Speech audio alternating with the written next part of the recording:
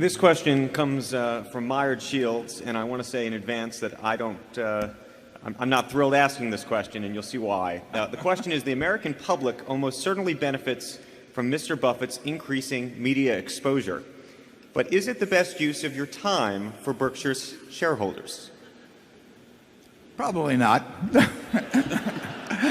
I do a lot of things that aren't the best use of my time for Berkshire shareholders. I play bridge on the internet 12 hours a week. I'm not sitting there thinking by improving my bridge skills is going to do wonders for Berkshire. No, I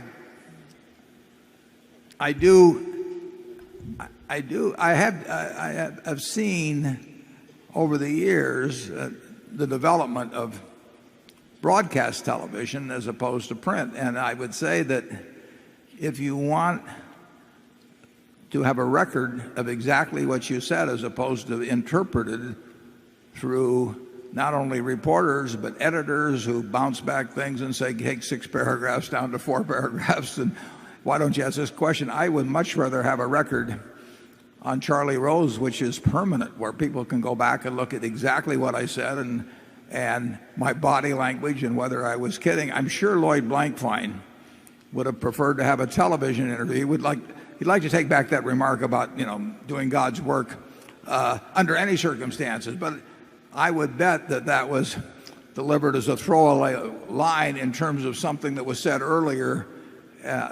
Clearly he did not mean that in a literal sense, but he's gotten killed in the media because somebody elected to treat it halfway seriously, and then other people to fit other stories play it that way.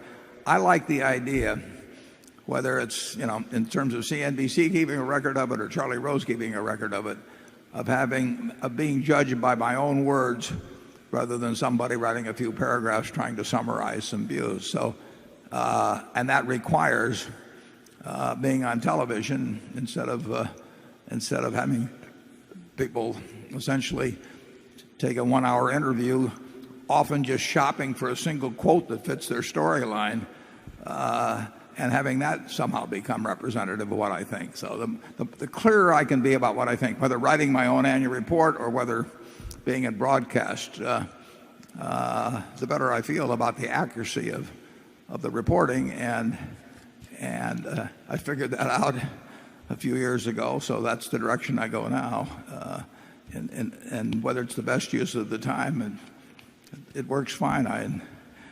I'll tell you one story on that. You even have to be a little careful about broadcast. After we made the Burlington deal, Charlie Rose, who may be here, did an interview with me, and we taped it on a Friday morning. And we did the tape. We had a good time doing it. And during the tape, there was a little section on it showing great railroad scenes. And one had Cary Grant and Grace Kelly, and another one had Marilyn Monroe and Some Like It Hot. And then it showed a bunch of the kind of things we had about railroads in our movie this morning.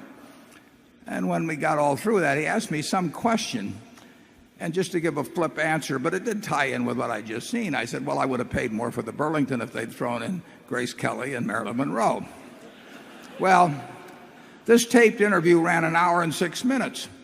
So when they ran the tape that night, they had to take out 6 minutes, and they took out these railroad scenes that show Grace Kelly and Marilyn Monroe.